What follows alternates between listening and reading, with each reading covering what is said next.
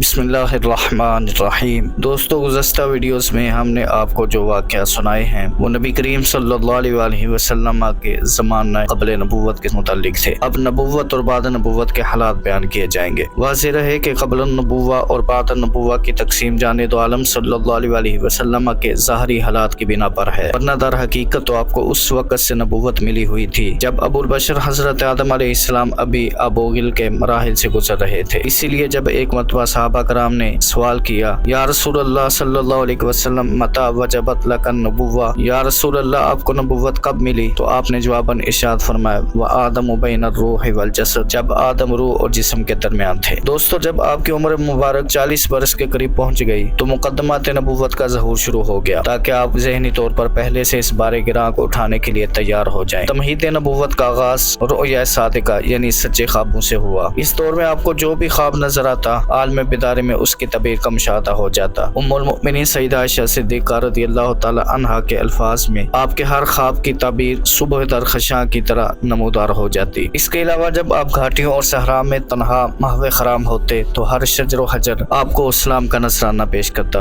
السلام علیکہ یا رسول اللہ، السلام علیکہ یا رسول اللہ۔ دوستو، اس زمانہ میں آپ کی طبیعت پر مخلوق سے انقطاع اور خالق کی طرف ہماتن متوجہ ہونے کا غلبہ تھا، اس لیے آپ شہروں اور آبادیوں سے دور کوہ و صحرا کی خلوتوں میں حسن ازل کی تلاش میں سرگرداں رہتے تھے۔ رفتہ رفتہ اپنے غار ہرا کو اپنی تنہائیوں کا راستہ بنا لیا، کھانے پینے کی ضروری اشیاء ساتھ لے لیتے اور کئی دن اس مقدس غار میں گزار دیتے۔ کبھی کبھی تو پورا مہینہ وہیں بسر کرتے اور انتظار و مراقبہ کی لذتوں سے سرشار ہوتے۔ بالآخر ایک دن عرصہ انتظار ختم ہوا اور 21 رمضان المبارک کو بروز سوموار اللہ تعالیٰ کے جلیل القدر قاصد جبریل امین رب العالمین کے ازلی و ابدی پیغام کی پہلی قسط لے کر نازل ہوئے اور جانب عالم صلی اللہ علیہ وسلم سے کہا، اقرأ، پڑھیے۔ آپ نے فرمایا، ما انا بقارع، میں پڑھا ہوا نہیں ہوں۔ اس پر جبریل امین علیہ السلام نے آپ کو اپنے سینے سے چمٹا کر اچھی طرح بھینچا، پھر کہا، اقرأ۔ آپ نے فرمایا، ما انا بقارع۔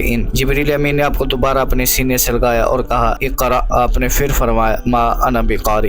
پھر جب تیسری مرتبہ جبریل امین علیہ السلام نے آپ کو سینے سے لگا کر چھوڑا اور کہا، اقرأ بسم ربک الذی خلق، تو آپ کی زبان پر یہی مقدس کلمات رواں ہو گئے، اقرأ بسم ربک الذی خلق، خلق الانسان من علق، اقرأ وربک الاکرم الذی علم بالقلم۔ آپ پڑھیے اپنے رب کے نام کے ساتھ جس نے سب کو پیدا فرمایا، پیدا کیا انسان کو جمے ہوئے خون سے۔ پڑھیے آپ کا رب بڑا کریم ہے جس نے علم سکھایا قلم کے واسطہ سے، اس نے سکھایا انسان کو جو وہ نہیں جانتا تھا۔ دوستو، یہ تو جانب عالم صلی اللہ علیہ وسلم کا ہی مقام تھا کہ آپ اس بات جبروت کلام کو برداشت کر گئے جو اگر پہاڑ پر نازل ہوتا تو اس کے پرخچے اٹھ جاتے۔ تاہم اتنا اثر ضرور ہوا کہ آپ پر لرزہ طاری ہو گیا۔ اسی عالم میں گھر تشریف لائے اور سیدہ خدیجہ الکبریٰ رضی اللہ تعالی عنہا سے فرمایا، زمیلونی زمیلونی، میرے اوپر کچھ اوڑھ دو، میرے اوپر کچھ اوڑھ دو۔ چنانچہ آپ کو گرم کپڑے اڑا دیے گئے۔ جب کچھ افاقہ ہوا تو آپ نے سیدہ خدیجہ الکبریٰ رضی اللہ تعالی عنہا کو پورا واقعہ سنایا اور فرمایا، لقد خشیت علی نفسی، میری تو جان پر بن گئی تھی۔ سیدہ خدیجہ الکبریٰ رضی اللہ تعالی عنہا نے آپ کو تسلی دی اور کہا کہ اللہ تعالیٰ آپ کو کبھی رسوا نہ ہونے دے گا، کیونکہ آپ راست باز، مہمان نواز، رشتہ داروں کے حقوق کا پاس کرنے والے، محتاجوں کا بوجھ اٹھانے والے، فقیروں پر نوازشیں کرنے والے اور حق کا ساتھ دینے والے ہیں۔ آپ کو تسلی و تشفی دینے کے بعد انہوں نے مناسب سمجھا کہ اس سلسلے میں ورقہ بن نوفل سے بات کر لی جائے، کیونکہ وہ دین عیسوی کے بہت بڑے فاضل تھے اور ایسے معاملات کو بہتر طور پر سمجھ سکتے تھے۔ چنانچہ سیدہ خدیجہ الکبریٰ رضی اللہ تعالی عنہا جانب عالم صلی اللہ علیہ وسلم کو ان کے پاس لے گئیں اور ان سے کہا، بھائی جان ذرا اپنے بھتیجے سے سنیے تو ان کے ساتھ کیا پیش آیا۔ ورقہ نے جانب عالم صلی اللہ علیہ وسلم سے پوچھا، یا ابن اخی ماذا ترى، اے بھتیجے تو نے کیا دیکھا ہے؟ جانب عالم صلی اللہ علیہ وسلم نے جو کچھ پیش آیا تھا تفصیل سے بیان فرما دیا۔ دوستو، ورقہ نے پوری روایت سن کر کہا، یہ وہی مہر مسرار قاصد ہے جو حضرت موسیٰ علیہ السلام پر نازل ہوا کرتا تھا۔ کاش میں جوان ہوتا، کاش میں اس وقت تک زندہ رہتا جب آپ کی قوم یہ پیام سنانے کے جرم میں آپ کو عرض مکہ سے نکال دے گی۔ جانب عالم صلی اللہ علیہ وسلم نے حیرت سے پوچھا، او مخرجیہ ہوں، کیا یہ لوگ مجھے یہاں سے نکال دیں گے؟ ورقہ نے کہا، نعم، جو پیغمبر بھی اس طرح کا پیغام لے کر آیا لوگ اس کے دشمن ہو گئے۔ اگر میں اس وقت تک زندہ رہا تو آپ کی بھرپور مدد کروں گا۔ افسوس حضرت ورقہ کی یہ تمنا پوری نہ ہو سکی اور آپ تھوڑے ہی عرصہ بعد خالق حقیقی سے جا ملے۔ دوستو، اسلام میں طہارت و عبادت کو کس قدر اہمیت حاصل ہے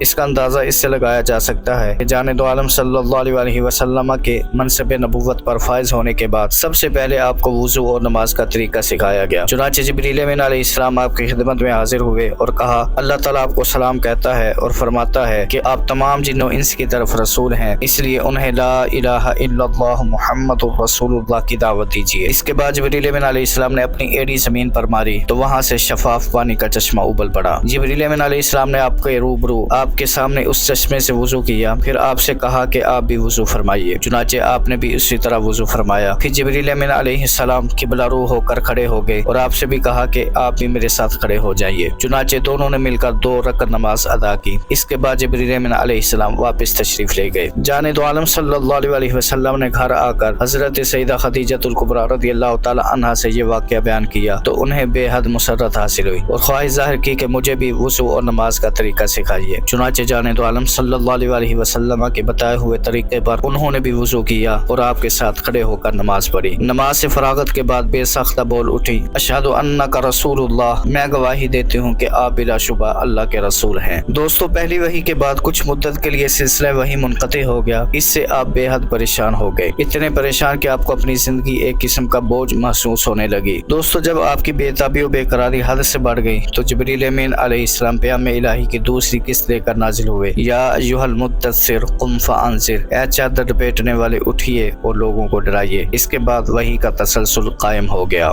दोस्तों, ये थी हमारी आज की वीडियो। इस वीडियो को आपने अपने दोस्तों के साथ और अपने प्यारों के साथ भी ज़रूर शेयर करना है। नूरे इस्लाम को ज़रूर सब्सक्राइब कर लें। अल्लाह ताला आपको हम सबको अपने हिफ्ज़ व अमान में रखे। आमीन।